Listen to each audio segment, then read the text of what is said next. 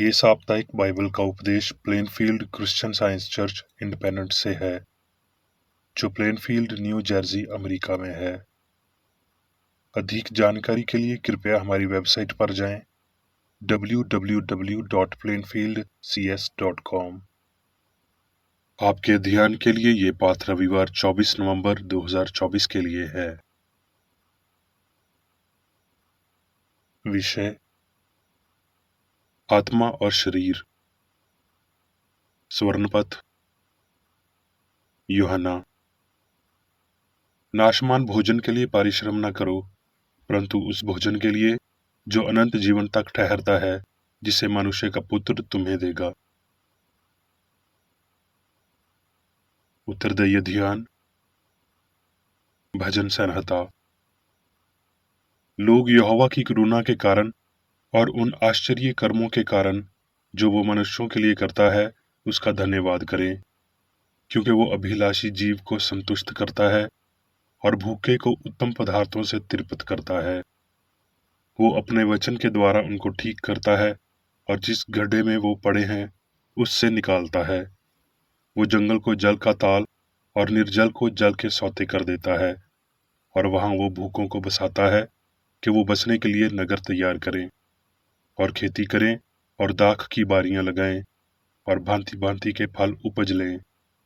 और वो उनको ऐसी आशीष देता है कि वो बहुत बढ़ जाते हैं, और उनके पशुओं को भी वो घटने नहीं देता। पाठ उपदेश बाइबल में से। व्यवस्था विवरण। हे इस्राएल, सुन, यहोवा हमारा परमेश्वर है, यहोवा एक ही है। तू अपने परमेश्वर यहोवा से अपने सारे मन और सारे जीव और सारी शक्ति के साथ प्रेम रखना। नीति वचन। हे मेरे पुत्र, मेरी शिक्षा को ना भूलना, अपने हृदय में मेरी आज्ञाओं को रखे रहना, क्योंकि ऐसा करने से तेरी आयु बढ़ेगी और तू अधिक कुशल से रहेगा, और तू परमेश्वर और मनुष्य दोनों का अनुग्रह पाएगा। तू अति बुद्धिमान होगा। हे मेरे पुत्र, ये बातें तेरी दृष्टि की ओर ना आने पाए। खरी बुद्धि और विवेक की रक्षा कर, तब इनसे तुझे जीवन मिलेगा और ये तेरे गले का हार बनेंगी।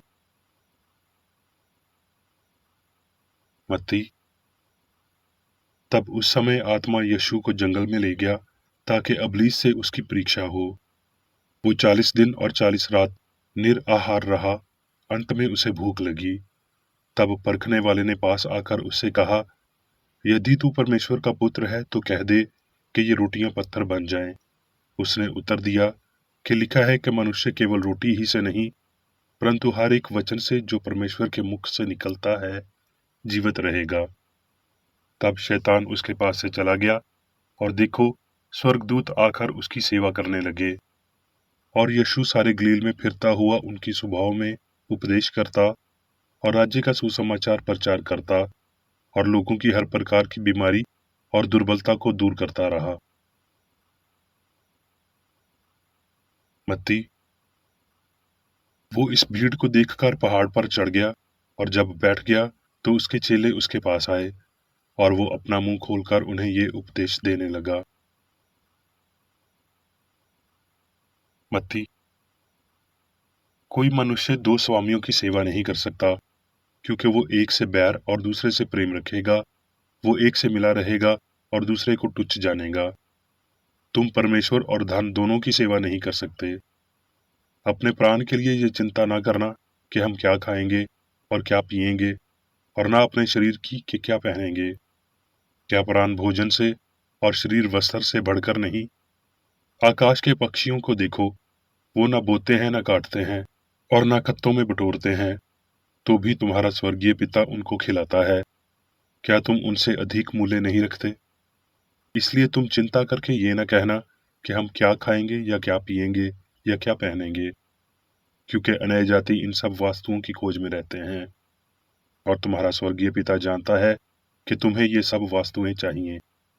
इसलिए पहले तुम उसके राज्य और धाम की खोज करो, तो ये सब वस्तुएं भी तुम्हें मिल जाएंगी।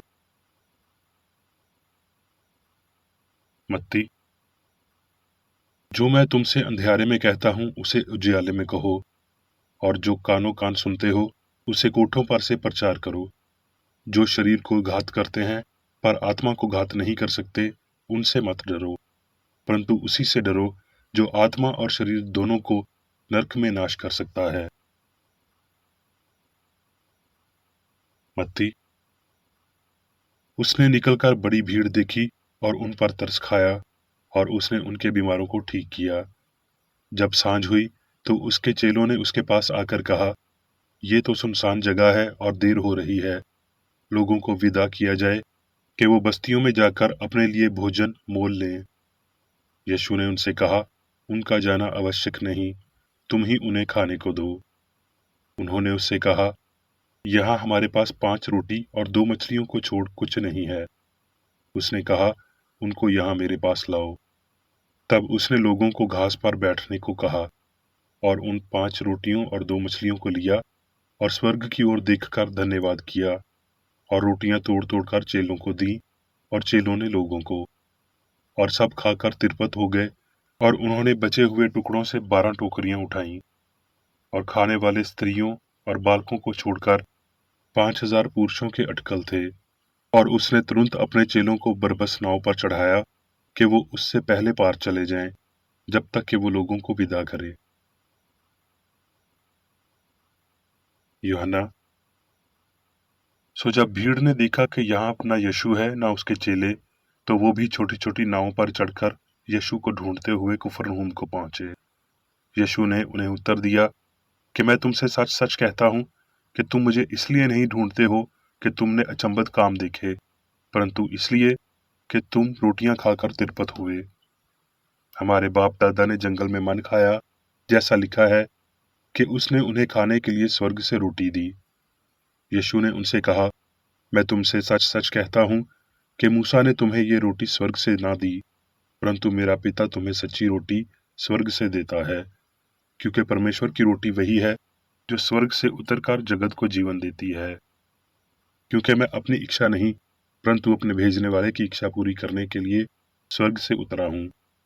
क्योंकि मेरे पिता की इच्छा यह है कि जो कोई पुत्र को देखे और उस पर विश्वास करे, वो अनंत जीवन पाए। करंथियों। क्या तुम नहीं जानते कि तुम्हारी देह पवित्र आत्मा का मंदिर है, जो तुम में बसा हुआ है और तुम्हें परमेश्वर की ओर से मिला है, और तुम अपने नहीं हो, क्योंकि दाम देकर मूल लिए गए हो। इसलिए अपनी देह के द्वारा परमेश्वर की महिमा करो। करंथियों। क्योंकि हम जानते हैं कि जब हमारा पृथ्वी पर का डेरा सारी का घर गिराया जाएगा, तो हमें परमेश्वर की ओर से स्वर्ग पर एक ऐसा भवन मिलेगा जो हाथों से बना हुआ घर नहीं, परंतु चिरस्थायी होगा। सो हम सदा ढारस बंधे रहते हैं और ये जानते हैं कि जब तक हम देह में रहते हैं, तब तक प्रभु से अलग हैं, क्योंकि हम रूप को देखकर नहीं, पर विश्वास से चलते हैं। इसलिए हम ढारस बांधे रहते हैं और देह से अलग होकर प्रभु के साथ रहना और भी उत्तम समझते हैं।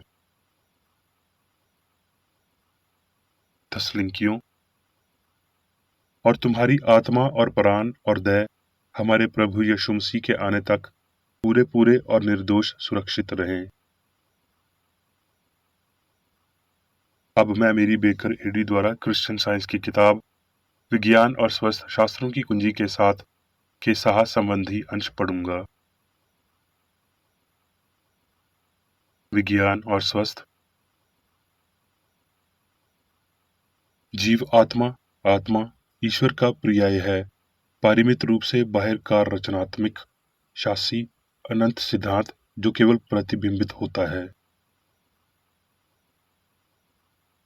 पहचान आत्मा का प्रतिबिंब है। जीवन सिद्धांत प्रेम के विविध रूपों में प्रतिबिंब है। आत्मा और मनुष्य का पदार्थ जीवन और बुद्धिमत्ता है जो व्यक्तिगत है, लेकिन पदार्थ में नहीं।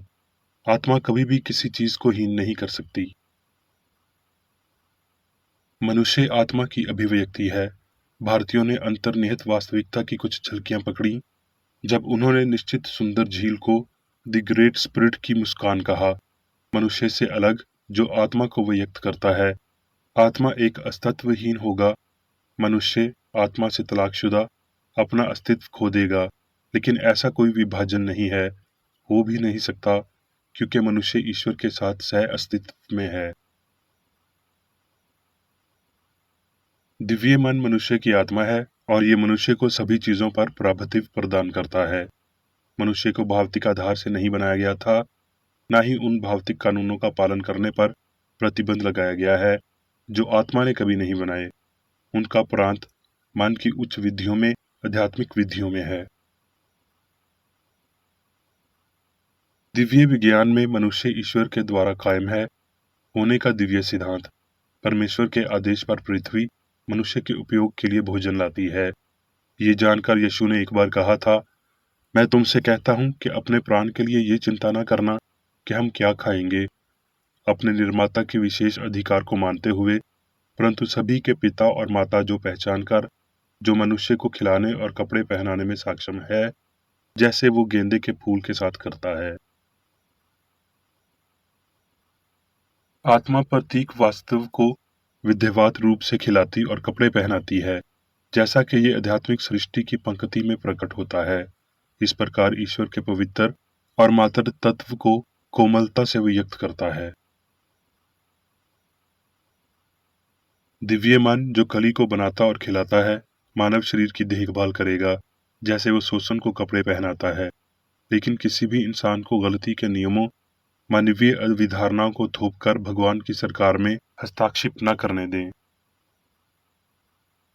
मनुष्य की उच्चतर प्रकृति नियम द्वारा शासित नहीं होती। यदि ऐसा होता तो ज्ञान का कर्म उलट जाता। जीवन के बारे में हमारे झूठे विचार शाश्वत सद्भाव को छुपाते हैं और उन बुराइयों को जन्म देते हैं जिनकी हम शिकायत करते हैं। मसीह सत्य मनुष्यों को अस्थायी भोजन और कपड़े देता है जब तक कि सामग्री गायब नहीं हो जाती, जो आदर्श के साथ बदल जाती है, और जब तक आदमी को कपड़े नहीं पहनाए जाते और आध्यात्मिक रूप से नहीं खिलाया जाता। संत पौलुस कहते हैं, डरते और कांपते हुए अपने अपने उद्धार का कार्य पूरा करते जाओ। यीशु ने कहा, हे छोटे झुंड मत डर, क्योंकि तुम्हारे पिता को ये भाया है कि तुम्हें राजे दे। ये सच्चाई क्रिश्चियन साइंस है। विज्ञान आत्मा अंतरात्मा को प्रकट करता है, जैसा कि शरीर में नहीं है और भगवान मनुष्य में नहीं, बल्कि मनुष्य द्वारा परिलक्षित होता है। इससे कम में अधिक नहीं हो सकता। विश्वास है कि कम में अधिक हो सकता है, एक त्रुटि है कि विफल हो जाता है। यह आत्मा विज्ञान में एक प्रमुख बिंदु है कि सिद्धांत इसके विचार में नहीं है। आत्मा अंतरात्मा मनुष्य में सीमित नहीं है और कभी भी भौतिक नहीं है। जब आप कहते हैं मनुष्य का शरीर भौतिक है, मैं कहता हूँ संत पौल के साथ, देह से अलग होकर प्रभु से अलग रहना और भी उत्तम समझते हैं। मन की भौतिक धारणा को भौतिकता में छोड़ दो और एक मन है, यहाँ तक कि भगवान भी। इसके लिए मन अपनी समानता बनाता है। विज्ञान द्वारा प्रदान की गई समझ के माध्यम से मनुष्य की पहचान का नुकसान असंभव है, और इस तरह की संभावना की धारणा ये निष्कर्ष निकालने की तुलना में अधिक बेतुका है कि वे व्यक्तिगत संगीत सुर सिद्ध भाव के मूल में खो गए हैं। सामग्री और चिकित्सा विज्ञान के तथाकथित कानूनों ने नश्वर को कभी भी पूर्ण, समान जैसे पूर्ण और अमर नहीं बनाया है। आत्मा द्वारा शासित होने पर मनुष्य समान जैसा पूर्ण होता है। इसलिए होने के सत्य को समझने का महत्व आध्यात्मिक अस्तित्व के नियमों को प्रकट करता है। भगवान ने आध्यात्मिक कानून को रद्द करने के लिए कभी भी एक भौतिक कानून का पालन नहीं किया। अगर ऐसा कोई भौतिक कानून होता, ये आत्मा परमेश्वर की सर्वोच्चता के खिलाफ होता और ये निर्माता के ज्ञान को परिभावित करता। यीशु लहरों पर चला, भीड़ को खिलाया, बीमारों को ठीक किया और भौतिक कानून के विरोध में मृतकों को उठाया। उसके कार्यों में विज्ञान का प्रदर्शन था, भौतिक बोध या कानून के झूठे दावों पर काबू पाने से। ये जानकर कि आत्मा और उसकी विशेषताओं को हमेशा मनुष्य के माध्यम से प्रकट किया गया था, मालिक ने बीमारों को ठीक किया, अंधे को दृष्टि दी, बधिर को सुनना, लंगड़े को पैर दिया, इस प्रकार दिव्य की वैज्ञानिक कार्रवाई को प्रकाश में लाया, मानव मन और शरीर पर मन और आत्मा और मोक्ष की बेहतर समझ दी। यीशु ने एक ही आध्यात्मिक प्रक्रिया के द्वारा बीमारी और पाप को ठीक किया। शरीर में दर्द या खुशी के विश्वास से पीछे हटने के लिए आध्यात्मिक सिद्धभाव की अपरिवर्तनीय शांत और गौरवशाली स्वतंत्रता में सुंदरता का नुस्खा कम भरम और अधिक आत्मा का होना है। प्यार कभी भी सुंदरता से नजर नहीं हटाता है। इसका प्रभाव मंडल इसकी वास्तव पर टिका है। किसी को ताज्जुब होता है कि दोस्त कभी भी कम खूबसूरत लग सकता है। परिपक्व वर्षों और बड़े पाथों के पुरुषों और महिलाओं को अंधेरे या निराशा में जाने की बजाय स्वस्थ और अमरता में परिपक्व होना चाहिए। अमरमान शरीर को अलौकिक ताजगी और निष्पक्षता के साथ खिलाता है। इसे विचारों की सुंदर छवियों के साथ आपूर्ति करता है। इंद्रियों की संकटों को नष्ट करता है जो प्रत्येक दिन कब्र के निकट लाते हैं। क्या आप कहते हैं कि समय अभी तक नहीं आया है जिसमें आत्मा को पर्याप्त रूप से पहचानना और शरीर को नियंत्रित करने में सक्षम होना चाहिए? यीशु को याद करिए, जिन्होंने लगभग 19 सदियों पहले आत्मा की शक्ति का प्रदर्शन किया था और कहा था, जो मुझ पर विश्वास रखता है ये काम जो मैं करता हूँ वो भी करेगा। और ये भी कहा, परंतु वो समय आता है, वरुण अब भी है, जिसमें सच्चे भक्त पिता का भजन आत्मा और सच्चाई से करेंगे। अभी प्रसन्नता का समय है, देखो अभी उद्धार का दिन है, पौलुस ने कहा। जल्दी या बाद में हमें पता चलेगा कि मनुष्य की परिमित क्षमता के भ्रूण को इस भ्रम से मजबूर किया जाता है कि वो आत्मा की बजाय आत्मा के स्थान पर शरीर में रहे। क्या आप अपने भगवान को अपने सारे दिल, अपने पूरे प्राण और अपनी सारी बुद्धि के साथ प्रेम रखते हैं? इस आदेश में बहुत कुछ शामिल है, यहाँ तक कि सभी भावतिक संवेदना, स्नेह और पूजा का संपन्न भी। ये मसीही धर्म का एल्डोराडो है। इसमें जीवन का विज्ञान शामिल है और केवल आत्मा के दिव्य नियंत्रण को मान्यता देता है, जिसमें आत्मा हमारा स्वामी है और भौतिक अर्थ और मानव का कोई स्थान नहीं होगा। अब मैं मेरी बेकर एडी द्वारा चर्च मैनुअल में दिए गए 3 दैनिक कर्तव्यों को पढ़ूंगा। दैनिक प्रार्थना। प्रत्येक दिन प्रार्थना करने के लिए इस चर्च के प्रत्येक सदस्य का कर्तव्य होगा, तुम्हारा राज्य आए, ईश्वरीय सत्य, जीवन और प्रेम के शासन को मुझ में स्थापित कर और मुझ पर शासन कर, और तेरा वचन सभी मनुष्यों के स्नेह को समृद्ध कर सकता है, उन पर शासन कर। आदेशों और कर्तव्यों के लिए एक नियम। ना तो दुश्मनी और ना व्यक्तिगत लगाव मदर चर्च के सदस्यों के आदेशों और कर्तव्यों पर लागू करना चाहिए। विज्ञान में दिव्य प्रेम ही मनुष्य को नियंत्रित करता है और एक क्रिश्चियन विज्ञानी प्यार की मीठी सुविधाओं को दर्शाता है। प्यार में डांटने पर, सच्चा भाईचारा, परोपकार और क्षमा में। इस चर्च के सदस्यों को प्रतिदिन ध्यान रखना चाहिए और सभी बुराई दूर करने, भविष्यवाणी, न्याय करने, निंदा करने, परामर्श देने, प्रभावित करने या गलत तरीके से प्रभावित होने से बचने के लिए प्रार्थना करनी चाहिए। कर्तव्य के प्रति सतर्कता। इस चर्च के प्रत्येक सदस्य का यह कर्तव्य होगा कि वो प्रतिदिन आक्रामक मानसिक सुझाव से बचाव करे और भूलकर भी ईश्वर, नेता और मानव जाति के प्रति अपने कर्तव्य की उपेक्षा नहीं करनी चाहिए। उनके कामों से उन्हें आंका जाएगा और वो उचित या निंदनीय होगा।